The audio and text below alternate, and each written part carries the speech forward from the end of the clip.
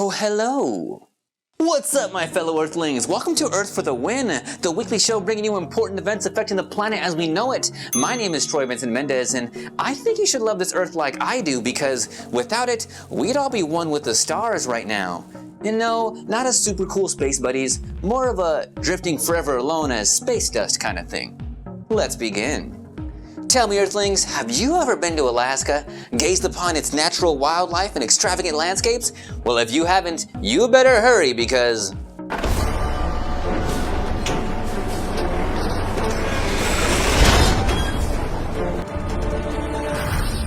On July 30th of this year, the EPA announced that it would no longer stand in the way of the copper gold mine planned to be constructed in Bristol Bay, Alaska. But what's off about this move is the EPA had already been successful at blocking all construction of the gold mine way back in 2014. Way back. The reasons for blocking it originally weren't that big of a deal, just the complete decimation of native fish habitat.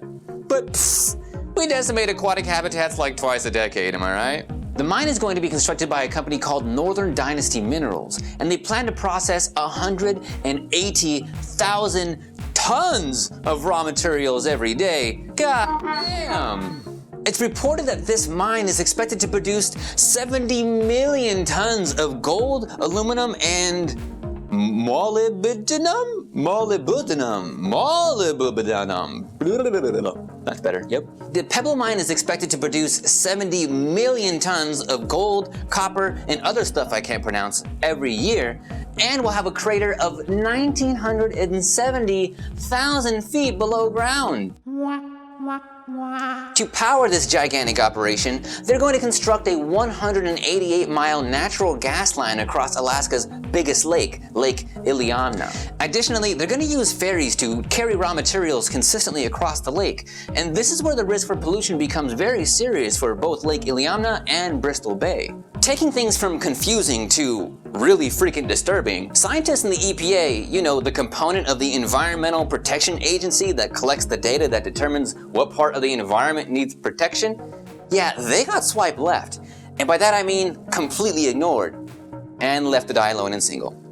Don't worry guys, if it makes you feel any better, I actually hear Beyonce every single time someone comes across my Tinder profile. If construction of this mine is complete, it's very likely that other industries are going to flood into the area seeking approval to operate in areas that were previously restricted. Let me give you guys a very quick visual reminder of what these companies can and have done when their financial gain is prioritized over conservation. Ah, look at that one. Oh my god, doesn't that look so fun and safe? Forget Disneyland, I'm taking my kids to swim in industrial mine waste over the summer. Save me some cheddar. This level of absolute destruction will no doubt be devastating to the native salmon species that come here exclusively to breed. And if this becomes true, it's very likely we're gonna see ripple effects extend beyond aquatic wildlife. But hold on to your chonies, folks. This is the 21st century we're talking about, so there's a whole lot more man-made chaos to discuss. Like on August 12th, when the Republican Party moved to dismantle the Endangered Species Act. Wait, you didn't know about that?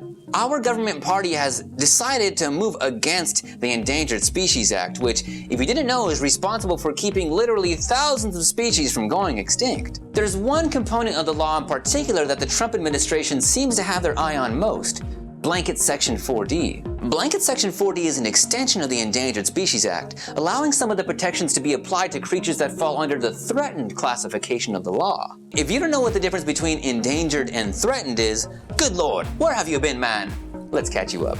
There are two types of animals that fall under the provisions of the Endangered Species Act. The first is endangered, which means likely to go extinct in the foreseeable future. The second is threatened, which means likely to become endangered in the foreseeable future. The Blanket Section 4D law was put into place to prevent as many species from falling into endangered as possible. Instead, not only are most protections now retracted, but our government now has the right to factor in economic factors before determining any species, if any, fall under endangered or threatened classifications. Well, congrats to you, Mr. President. I trust you'll handle this responsibility with great integrity. Man, if this keeps up, wildlife is gonna run up on us like...